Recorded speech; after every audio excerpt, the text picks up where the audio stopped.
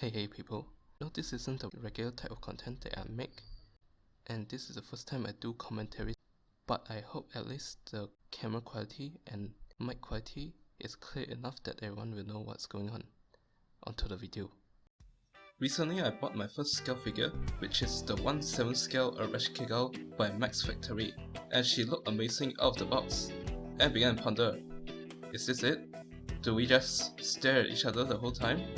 Is this the end goal of this hobby? I spent a good amount of money to get her. I could buy 100 Happy Meals with that money. So in this video, we're gonna ask the question, what can I do for her? What can I do for the goddess that I have dedicated years of my life towards, and finally getting a 3D version of her next to me at this moment? Naturally, I began seeking out the community behind figure collecting, and it didn't take me long to find what people were doing with their figures after buying them. The one that caught my attention the most is making a 3D custom base or background for your figures. They call it a diorama. And I want to try doing something like that for my Arash in this video. Admittedly, I don't have much of an artistic background, so we're gonna take things a bit slow. And this won't really be much of a guide video, but more of a way to show my process as a beginner. As to not let things get out of hand, I'll set up 3 ground rules that our diorama will go by so it doesn't get too ambitious and there's a limit of what I can do. But they are very simple standards that we can follow as I make my diorama for Arash. Number 1. Portability. I want this diorama to be able to carry with just 2 hands. My second standard is I want the diorama to be space friendly. This goes hand in hand with the first standard, but Arash is only so big at 1/7 scale, so I can't really make a diorama too big for her. And I really don't want to remodel the whole room just to dedicate a single art piece. My last standard for this diorama is I'm not making it with photo taking in mind, so this might disappoint some of the viewers. When said I have no artistic background, it's even worse in photo taking.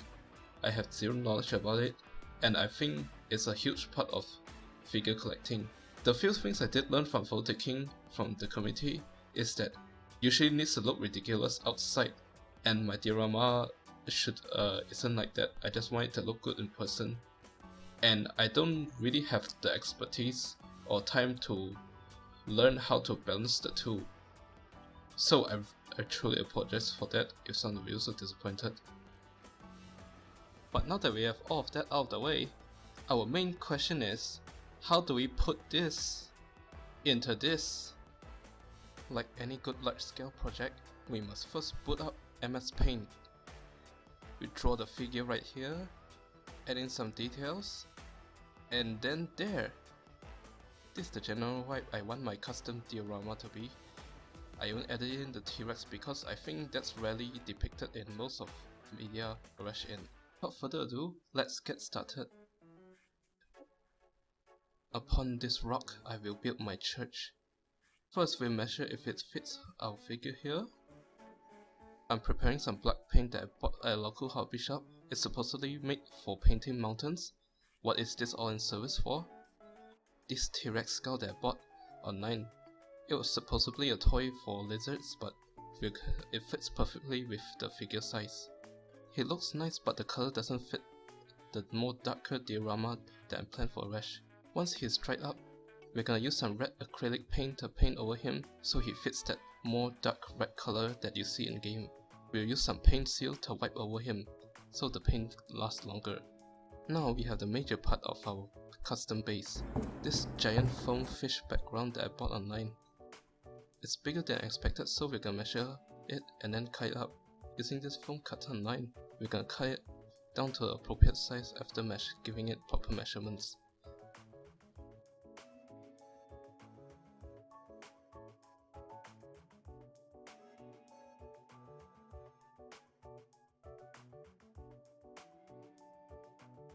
Once we cut off cleanly, we are going to use sandpaper to sand the parts that were cut off.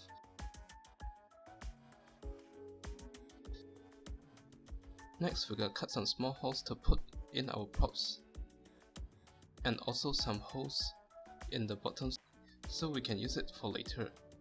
Don't forget to sand the sides and the bottom. Here is the blue flame wave effects from Good Smell Company. The size of the T-Rex perfectly fine, so we're gonna use that.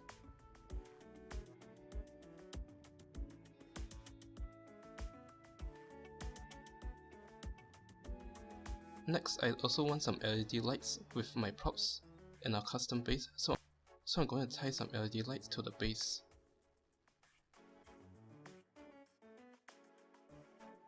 Here is a normal blue foam that there has some flexible usage for later. We're just gonna cut a small portion to use as risers.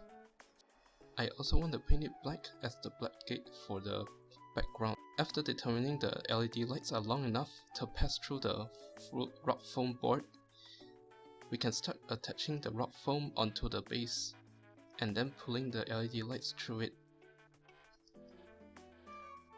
Now for the most interesting part of our custom base, Arash soul cages. How do we replicate this design? Well, with modern technology, that dream isn't so far at this point. We can build him. We have the technology. Log on to your local 3D design website, search up anything that resembles our soul cages even a little, and then do some tinkering of our own. It's as easy as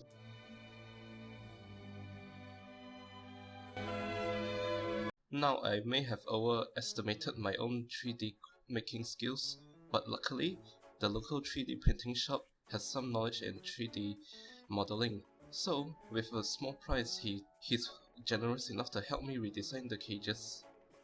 Just regularly request updates on the project to see if it fits our design, and once it's done, we ship them out.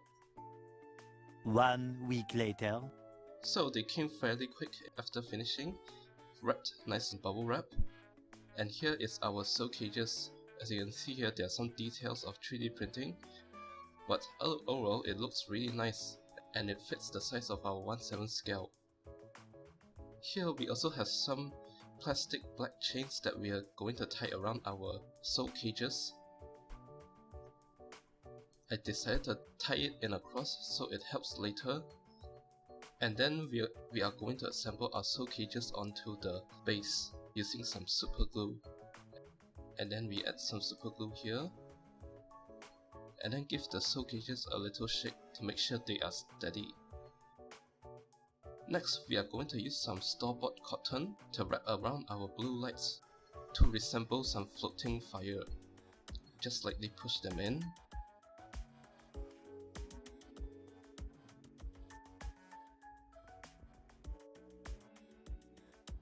And lastly, we are going to assemble a T-Rex onto the base.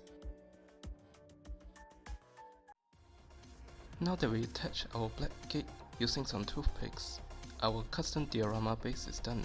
Here is what it looks like with lights on. Now let's get to preparing our main star of the show.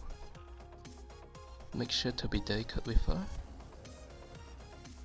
and then plop her down slowly on her throne. Overall, I'm very impressed with the results, although I wish it could have been smaller. For my first time, I think I've done pretty well. If you guys like this kind of content, I still have a few projects in mind in the future, so be sure to tune in then.